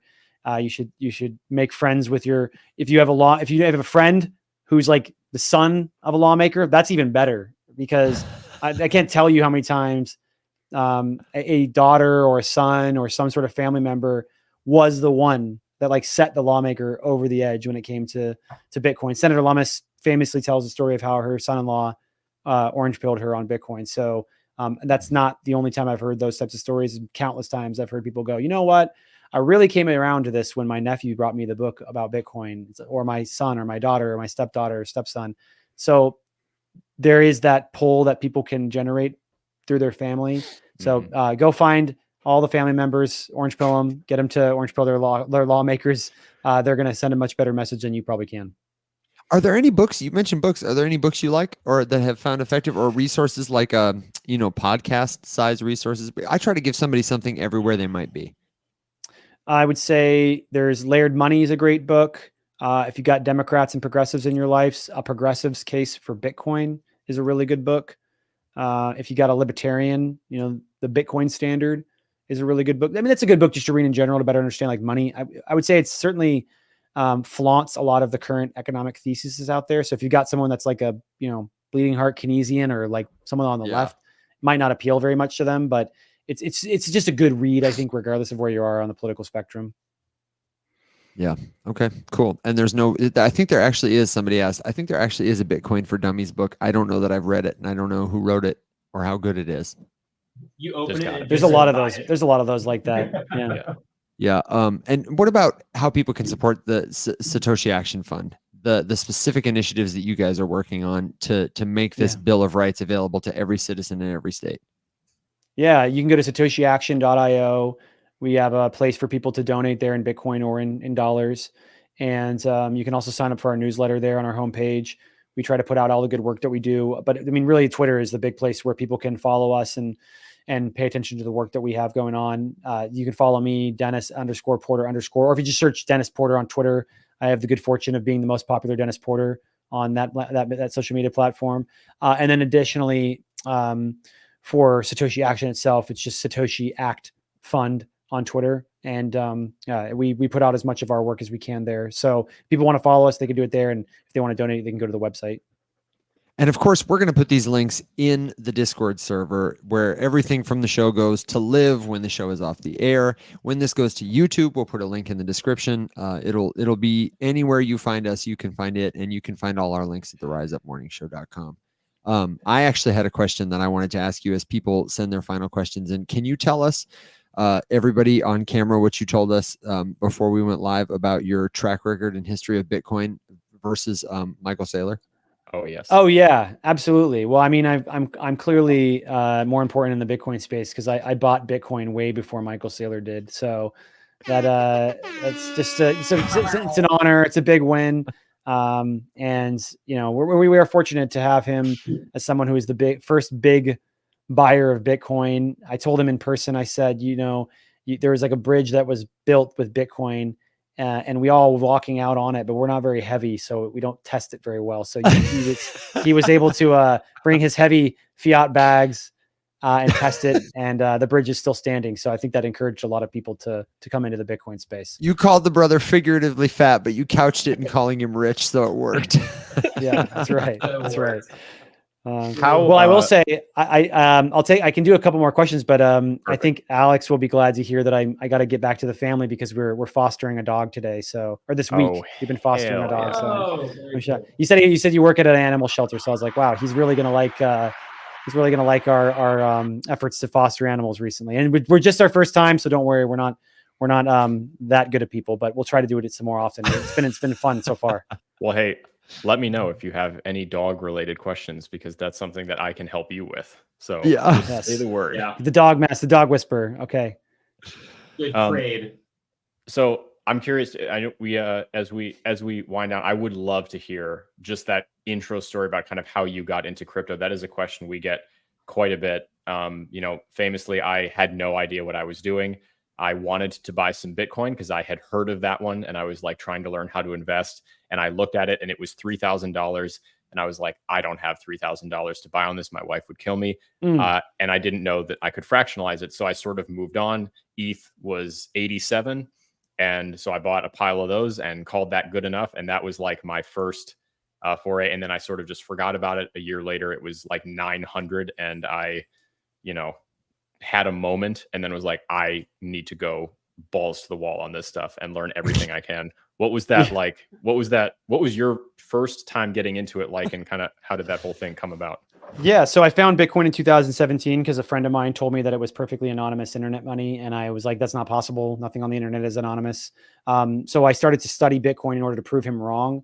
Lo and behold, Bitcoin is not perfectly anonymous internet money, but it does have a lot of incredible benefits, which I was able to discover while I was researching to prove my friend wrong. I realized that Bitcoin was a powerful tool to be able to bank the unbanked and provide financial services for people globally. So I fell in love with that component of Bitcoin, forced myself to start studying just all the time. I fell down the rabbit hole immediately. Like, I wasn't one of those people that's like, oh, I heard about Bitcoin and now I'm going to, put it on a corner and wait, a year or two later till it comes back again. Like, immediately I was like drawn into the technology. Started getting anything I could, any book I could, any podcast I could. I was even reading really difficult books like Mastering Bitcoin from Andreas Antonopoulos. It was like a total foreign language to me, but I was, felt like this is it. This is the thing. This is my next thing. I got to figure out what this thing is. And I immediately, once I learned that enough about Bitcoin to think, oh, this is the future, I was like, oh, I'm going to teach myself to code so that I can make something in Bitcoin. Because right when you find Bitcoin, you're always like, what am I going to do in Bitcoin? Like, there's something I'm going to do in this space now. And I try to teach myself to code. And then, as I mentioned earlier, I never completed school. So I realized, oh yeah, you suck at learning new languages. That's right. So I didn't do that.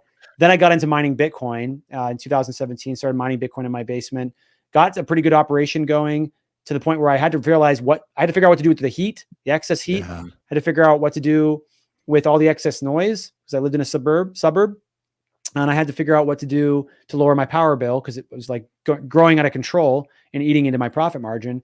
And I quickly was like innovating. I was like learning. I was building my own box. I was doing all these crazy things, like negotiating with the power company, like teaching myself electrical work, which I quickly stopped doing after almost killing myself multiple times. By the way, do not do your own electrical work, especially when you're working with 220 volt. Get an electrician, get a certified electrician so you do not die. But from there, I quickly built it out and was like, I'm going to go all in. This is it. But then the crash came and I realized that Bitcoin was not going to instantly go to the moon.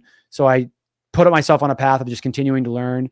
And then in 2020 is when I kind of resurged back out of my Twitter anon learning era and went into podcasting, went into Twitter and went into Clubhouse, got really popular on Clubhouse, and then moved over to Twitter. I was one of the first people to actually use Twitter Spaces, like at all. Like, no one was using it. And so grew my account very rapidly that way. I mean, you can go on Twitter Spaces now and it's like, you can spend 5 hours on there and gain like 5 followers. Nothing. But yeah. Back then it was like, you'd be on there for an hour and you'd have like 1,000 new followers. So it was a fun, wild west time. But eventually I was like, we need to put these, I need to figure out what I'm going to do in Bitcoin. I'm still only just talking about it. I am educating. That's great. Talking to people about Bitcoin, but I wanted to do something that actually added value. And so that's when I came eventually to the conclusion that I needed to get involved in the political side of things and launch Satoshi Action Fund. And you're an articulate fellow. You're thank fun you. to talk with. You're welcome. And Thank you, sir. So I'm curious, do you have a background in communication, in talking to people, or in crafting policy and legislation, or building the bridges to do that? Like, what did you do before Bitcoin? So I would say that I studied Twitter a lot, and learned a lot by you just watching and studying Twitter, the way that other people used it. And one of my skills, and just in general life, my like baseline, like this is just like part of who I am, is that I can see someone do something one time, and then I can realize like why they were successful and like replicate it. Like I don't need to see it a bunch of times. So like with messaging, it lends well to that because I can see how to message things like really, really quickly over and over again. So that's, I guess, where that skill came from. I never really realized I had that natural skill for messaging until I got into the Bitcoin space and started screaming into the void. And then people actually started getting mad at me because I was doing it too well, I guess. I don't know. So they call it engagement farming at a certain point in the Bitcoin space. Some people are better at it than me. I'm not the best. There's definitely people that are much better than I am. But I didn't have a background to say in politics or in messaging. I've always been very interested in politics. So I have that base layer understanding of it. But it's like watching sports, right? Like you can watch football or basketball all day and you become very fluent in the language, but there's a difference between being fluent in it and like doing it. So I had always thought, I felt like I could be good at politics and messaging and being involved in the advocacy space. I tried little things here and there that made me believe like, okay, I think I could do it, but all my previous efforts had failed. And then of course, when I launched my Satoshi Action Fund nonprofit, that's when I was like, okay, yeah, we can do this stuff. Cool. Well, you're doing great, man. Thank you. I appreciate that. Yeah, really, congratulations on all the success so far. It's been fun. It's been fun just to add value and be able to do something that I think may have a small impact on the trajectory of Bitcoin. Overall, it's been great to kind of watch, and become more familiar with your voice and the way that you talk about the whole thing, just because, I mean, we talk about it all the time. There's just a dearth of like helpful input in a very loud space that is, mostly contained inside of a very small little chamber where all of us are screaming at each other, most of the same stuff. It's not hyper welcoming. It makes it difficult to have those conversations with people outside of the chambers and creep out into the light sort of thing. And so, talking about the way that you message it has been great. That's why I'm so excited that we were able to steal you for a little bit tonight. So of course, thank you so much for taking all of this time and giving it to us, to hang out with us in the audience and talk about it. I just super appreciate it. Can we do a real quick round of final thoughts? Because I want to do one or absolutely. two things. Okay, then I'm going to go first since I've got the mic. My final thought is give Dennis a follow and be sure to welcome him as he joins more conversations here on TikTok. Dennis, if you need help figuring out which trending sounds to use, which rooms to join, man, you just tag us anytime and we would be sure to do the same for you. If we can make your journey easier, if we can support you anyway, help your voice echo farther or bring more people to the cause, we want to do it, man. I heard as long as I have like a Moodang sort of play, like I'll be good. Like I don't know if you guys know about Moodang, but we work here, man. Go, yeah. We know about Moodang. We know about Alex. Moodang. Did you show him Moodang? Yeah. We do know about Moodang. Yeah. My significant other is a big TikTok power user. So I usually know about some of the trends, but I will definitely take up your help on the music side of things. Hey, no problem, man. And if you're watching this, if you're watching this show, do us a favor. Go follow Dennis. You can find his information here if you're on TikTok. You can find it here if you're on YouTube. And you can find all our information at theriseupmorningshow.com. If you're just seeing us for the first time, this is helpful news. It's commentary, answers to your crypto questions. We do a show in the morning, Monday through Thursday at 7 a.m. Central Standard Time. If you're watching on YouTube, you can catch all the replays right where you are. And we have a Discord community where learners at all levels of experience come together, ask questions, learn, grow, and we say, rise up together. The only thing missing is you. So that's my final thought is I hope you guys have lots of candy tonight and a happy Halloween and all that stuff. I don't know. Hell yeah. I got And only other thing I'll say is we're a few days away from the election, everybody, and no matter what side of the aisle you are on, you're going to be seeing a whole bunch of mud and shit thrown all over crypto Twitter and crypto Reddit and crypto TikTok. And if you're like us, you're going to be really annoyed by it. But just remember, if you're whatever side of the fence you're on, we're all on the same side in crypto, and we're all trying to fight for the same things here. So just remember that. We're all part of the same kind of crypto family here. So remember that as you're communicating and chatting with folks in the space, particularly over the next week or so, because it might be tough sometimes. Amen. That's right. Will be tough. Dennis, have you got a final thought, a good joke, question, suggestion, word of wisdom for us or our audience? I couldn't agree more with the previous comments on, realizing that this is the most insane election we've ever been in, and the next one will also be the most insane election we've ever been in. If it enrages, it engages. So they want you to be outraged at your fellow American. I would say, pick who you want to vote for and just stay sane. Maybe stay off the internet for too much. If you've been doom scrolling, unless you want to doom scroll on the show, of course you can stay on the show as long as you want. If you doom scrolling anywhere else, be cautious. They want to propaganda you into believing the world is falling apart. And there might be a lot of problems in the world, but we're also living in one of the most, the greatest times in human history to be alive. Well said. Well said. Awesome. Well, thank you again, Dennis, so much. We appreciate it. You are, of course, welcome back. Absolutely anytime. If there are, initiatives that you guys are working on at Satoshi Action and you would like to get some more eyes on, we would absolutely love to host you again in the future. Just, let me know, just say the word. Likewise, I appreciate, getting to get a little bit more involved with you over on Twitter as we try to make a little bit more of a splash over there and kind of expand out from our little TikTok echo chamber and enter other ones and spread the show and all that good stuff. So I'm just stoked to be here, and I appreciate all of you guys for doing the show with me tonight. Oh yeah, Alex. Anytime, brother.